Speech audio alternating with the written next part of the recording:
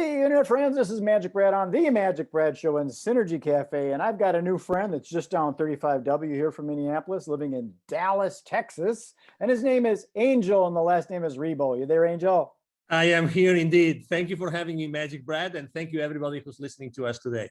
How was the weather down there? I understood you guys got some of our Minnesota snow down there a while ago. Oh, come on, don't remind me. That wasn't the worst thing, right? The worst thing was having no power for a long time. Yeah. So weather today is we have some clouds and it's sunny, and we were 49 at the beginning of the day. So probably right now we are over 50. You got the power back. Oh yeah. But the funny thing is that we're having internet outages. Oh sure. Yeah. So Also we have to get ready for that. Hopefully this will go smoothly. Yeah. Absolutely. No. I mean, the thing is, how to say this? You would never imagine that you would be 35 degrees inside your house. I mean, it's like crazy stuff. And how can we possibly do that? You see your breath? It was dark, so I don't remember. Well, Angel, I don't do these real long. I keep them kind of condensed. And Oh, please, absolutely. I'm all about it. Please. Absolutely. Thank you. How long have you lived in Dallas? For 10 years now. Okay, deep roots. Yeah, it's a great place. It's a great place. Yeah, absolutely. And you're married and got kids? You're a single? I'm married. I have 3 kids. Okay. 2 live at home. The other one left already. So yeah. So I mean, we are excited. We love it here. We're very, very into the community. We are volunteers in local hospices, volunteers in the schools. So we are all in here. I mean, we love it here. We are north of Dallas, actually, in a place called Plano, and it's a. Oh, that's where they make the tackle boxes, the fishing tackle boxes in Plano, Texas. It can be. I don't know. I should be a fisherman. Oh, the tackle boxes. Oh, okay. Oh, okay. Yeah, I don't. I think it's the second person that has told me that before. It could be. But there's so many headquarters of large corporations right now.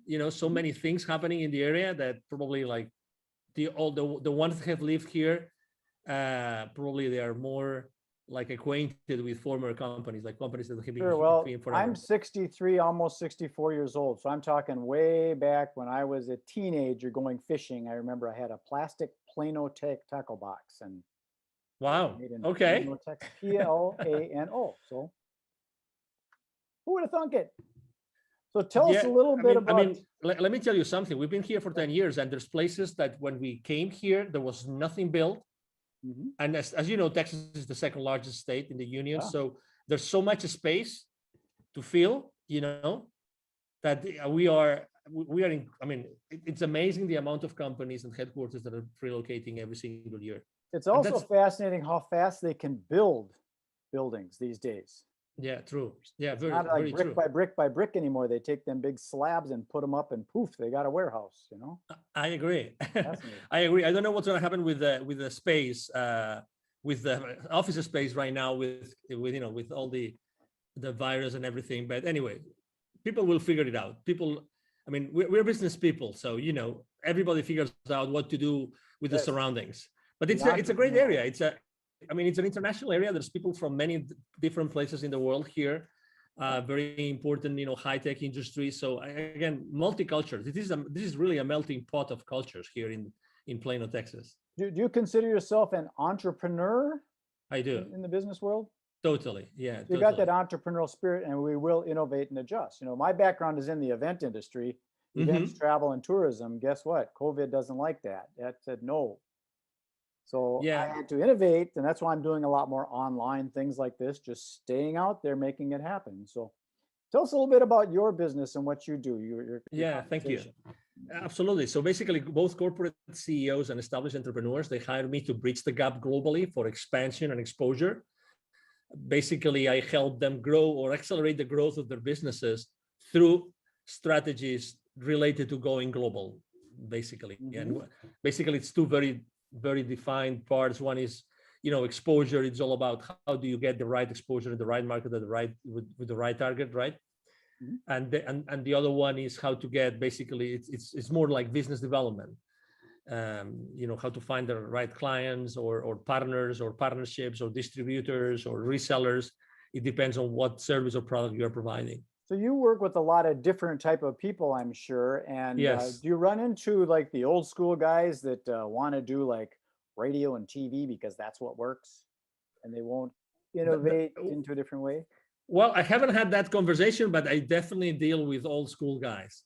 And I think that everybody is so sensitive already about online, that, I mean, I have been offered myself to have a show on a radio station.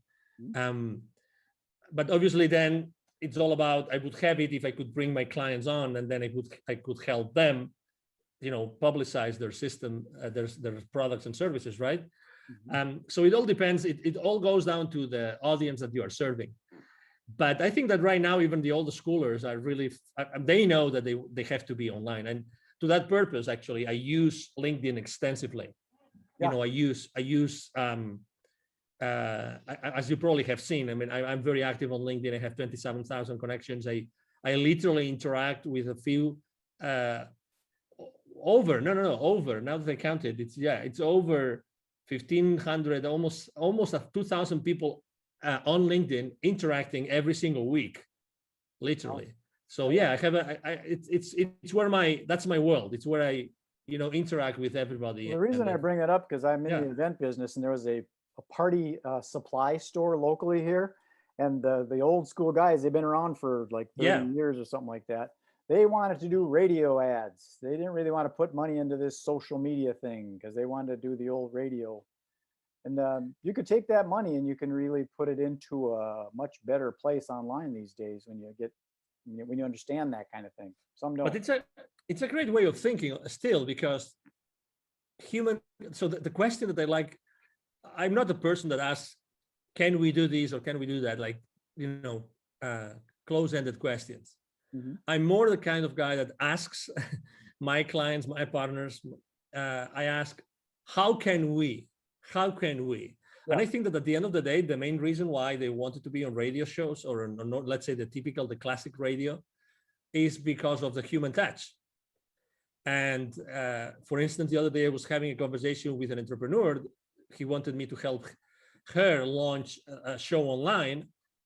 And actually we ended up thinking of how do we make this show online as the old radio shows in which people they would never miss the show. They already knew at what time it was every single week. Right. And they wanted to be there, and they wanted to make phone calls to the show and actually ask them questions live, right. These kind of things, and then the radio shows were many different things, but number one, they were informative, but more importantly, they would accompany you, right? They would be your buddies. You know what I mean? If you felt kind of alone or you didn't know what to do, you would go to those programs because you like the host or co-hosts, right? And it's a place where you wanted to be heard and you were curious about the questions of others. So if you realize this, it's like, how do you keep the human connection alive, having an online interaction? That's the question I'm answering myself for my clients every single day. That's exactly what I do. Yeah, it's the human engagement, and like you said, the Q&A kind of thing where you're actually talking and solving problems, and so it might be more applicable. So it's always good to ask those open-ended questions, the who, what, where, when, how, why, to get information in rather than saying this is the way it should be. Yes, sir. Exactly. Are there any specific niches that you work in? Do you work in like that's a great question. Real estate? That's a great question. To be honest, historically, I was working with literally every single industry. Today, it's more related to the mindset of the owner, CEO, entrepreneur, more than to any industry. I really don't think there's any industry I have not worked. To be honest. So you prefer to work with the owner operator rather than going through the red tape of the committee and the board and all that kind of stuff? No, that's a great question again. No, I don't mind, because I'm good. I'm good physically. Let's say I like to have the face-to-face, Yeah. So that's where I am really, I mean, if I may say, right, humbly speaking, good at. I'm good at being face-to-face with people, talking to people, listening to people, and understanding what they want so that I can provide them with what they need. So to your question, I really like when there's a structure already in place, because that makes things easier. But Sure. that's for corporations, right? But I work a lot with entrepreneurs. So, it's all about the mindset of the person you're working with rather than the kind of company, either size or industry, really. Sure. Yeah, because sometimes people are concerned about their competition, Yeah. and maybe there is no competition. You're just in your own lane. Depends on how Yeah. fast you want to drive. But yeah, and that's one of the reasons why, for instance, last year here in the Dallas business arena, I was helping an accelerator with their entrepreneurs and startup owners. And we did a couple of webinars throughout the year, last year, about pivoting in times of crisis. And a lot of entrepreneurs, while pivoting, is like you are starting over your business, right? Somehow. So they were afraid of, oh, is there competition or there is no competition? I think that's the wrong question, very, very humbly speaking, okay? I think that's the wrong question. The thing is, I mean, do I really like what I'm going to do or to sell? Mm-hmm. Do I have the expertise? Is there an audience for this? And are they going to pay for it? If you're able to answer those 4 questions, then the competition really becomes irrelevant. Because right. If you're able to do yourself, you're able to do something better than the competition, if there's competition, then you're going to thrive. So the question is rather not if there's competition, is how can I differentiate myself? And again, I also believe that the same way I told you before that I don't pick like industries, or I don't pick company sizes, or profiles. I pick mindset. I think it's the exact same way. I think that even if you provide the same service as someone else, I think that you are going to be, there's still going to be an audience, because people will like you as opposed to someone else. You know what I mean? I agree. So let's say you and I, we both provide the same service. By nature, there's going to be people that naturally will be attracted to you, and other will be attracted to me. Sure. Just because of who you are, even because of your physical appearance, the way you speak, your accent. I mean, there's so many variables. I mean, your experience in life, right? There's so many things. I agree. So that's why I think that it all depends on how badly you want to do this, how really enthusiastic and passionate you are about providing a specific service or selling a specific product, rather than the competition. I'm very skeptical about cutting someone's wings because of the competition. Very skeptical. Yeah, I've never really understood the competition in business, because if you look at it, McDonald's and Burger King and Coca-Cola and Pepsi are still there, so nobody's won. There is no goal. There's no end goal like there is in a sports game, where there's a goal and a time that runs out. And there are more and more. It's funny that you mentioned this, because if you go to the central markets or to the Whole Foods markets and these places, you will see that there's probably like 4 or 5 more brands of cola, of cola, refreshment. Yes. There are already. And if you go, actually, I remember when I was still living in Latin America 11, 12 years ago, there was actually a very, very popular soda brand that was from Peru that was competing head to head with both Pepsi and Coca-Cola.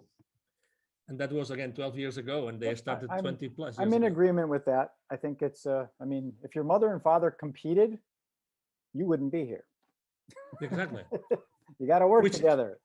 Which ends up, which eventually takes you to a place where, okay, so how can I collaborate as opposed to compete? I agree. Maybe so that's why there are so many similar ways. There. I'm building out a thing called the Synergy Collaborative, because that's what it is. It's working together. Figure out how can we don't want to take and share the pie, but let's make a bigger pie. So let me tell you something. So every time I speak about the main mistakes that entrepreneurs make when they start their own journey, collaboration is one of the main mistakes. Number 1, because it's a blind spot for them. And number 2, because they are afraid of it. And number 3, because they're not able to do it. They don't know how to do it. It sounds crazy, but if you analyze it, and you said it great, MagicBrad, we are not taught on how to collaborate. How many subjects did you have? How many periods did you have in your elementary or middle or high schools about collaborating. What's the right way for collaborating? Well, our brains are functioning with the left and the right. So we already got that good and evil and the black and white and the separation. You got to realize that there is a gray. Yeah, but also again, how do you collaborate? How much do you give and how much do you expect in return? Mm-hmm. So it's funny, but I really believe that we are very bad in collaboration. Very bad. I agree. It's an you kind of wonder, okay, I put in, 100 hours, you only put in 70 hours, and how come we're splitting 50-50? Yes. So I understand our mind thinks logically like that. Yes. I have another question about who do you serve? Are you in a specific geographic area? Do you prefer the United States, North America, or is it global? Doesn't matter to you? Yeah. So I've had in the last 5 years of my business, I've had clients in Europe, in Latin America, in Asia, in Australia, in Canada. So I have customers all over the place. So when it comes down to, helping companies go global, there's really, I take clients from almost everywhere in the world. Right now, actually, I'm working on two projects, and one of them is in Asia, like large expansion projects. And, there's really no geographical origin. Obviously, I have a very important, footprint here in the Dallas area because I'm here. So there's a lot of executives that know me and know who I am, right? Because they see me around. But my clients really come from anywhere in the world because of the online world.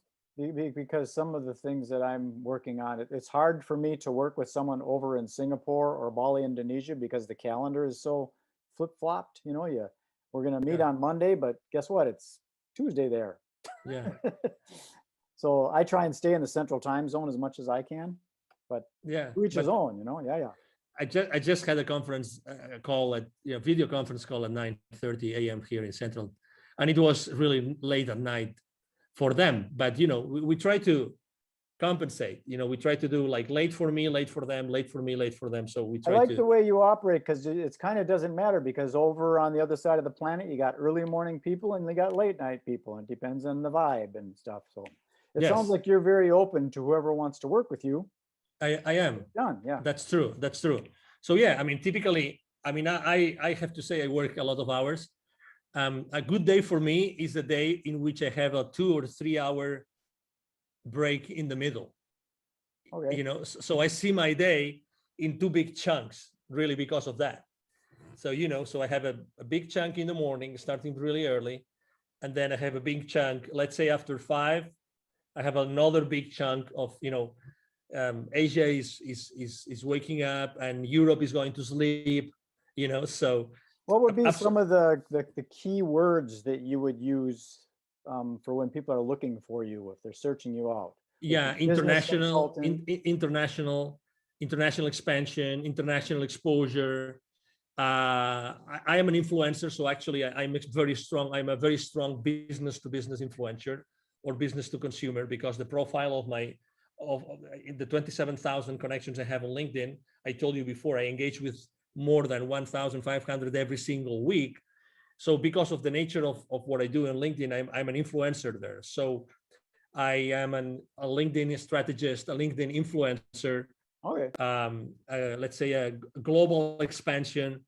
Those would be the keywords. Yeah, LinkedIn is a whole nother world. I got a friend locally here that wrote a book on it. He calls himself the LinkedIn rock star, Mike O'Neill. I don't know if you know that name. I've heard his name. Yes. He's definitely a Mike O'Neill. Okay. Lives here in Minneapolis, used to be out in Denver, but he's really heavy into LinkedIn Navigator and helping lead generation for his clients. That's what that's good. Generation through LinkedIn. I do a lot of that. MagicBrad, a lot. It's a big world out there, Angel. It's a big world. Yeah, it's a big world, but it's becoming smaller and smaller. Well, I think it's important to, sometimes niche down. Myself, I'm working on what I call narrowcasting rather than broadcasting. Yeah. Trying to stay within the central time zone so that we're all working on the same time frame. And in the event industry, so I'm specific to the event industry, ideally right here in the Twin Cities. So suppliers of events and people that plan events. So I'm pretty niche down, but inevitably you get into this, oh, that looks interesting, I should sell that software to real estate agents, and you get lost sometimes. Yeah. You gotta put the blinders on and stay focused. Yeah, I agree. I have a hard time with that. Yeah. So tell us, how do we get a hold of you if someone says, that sounds interesting, I want to expand my business globally? How do we get a hold of that angel guy? Thank you. Absolutely. So it's very easy. As I said before, I'm actually very active online. So it's going to be, if you Google my name, you will see all my social media outlets and posts every single day, every single day. Right here, Angel Ribo. Thank you. Yeah, that's my LinkedIn profile. Right Thank you. there. If it looks like that, that's where you go. Exactly. Thank you. So you can go to LinkedIn but the easiest way to reach out to me directly is through my email address. Every single day, I answer every single message. I have a team behind me. Otherwise, it wouldn't be possible. My email address is very simple. It's Angel, like my name, Angel from Heaven, right? ANGEL, and then at angelribo.com altogether. Angel Ribo, my last name is spelled like RIB as in boy O.com. Again, Angel at angelribo.com. That is easy. 4 letters, Ribo. Yeah, very easy. Very easy. Well, Angel, I'm going to sign this off and then beam it up to the universe and propagate it out to that global international world. And we'll see if we can hook some fish. MagicBrad, it's been a pleasure to be here. Thank you for the opportunity to be, in front of your audience and to be able to have this conversation. I really liked it and enjoyed it. As you said, it's very natural. I think that it's people are really want to see or listen to authentic conversations with no hidden agendas nor anything, just being yourself and myself and being ourselves here, trying to inspire. And everybody listening to us, obviously, thank you very much for being with us today. I agree. I think a lot of the business gets closed on the golf course or, at the watering hole as opposed to in the seminar room. I agree. Okay, Angel, thank you very much. Be well. Thank you. You have a good day.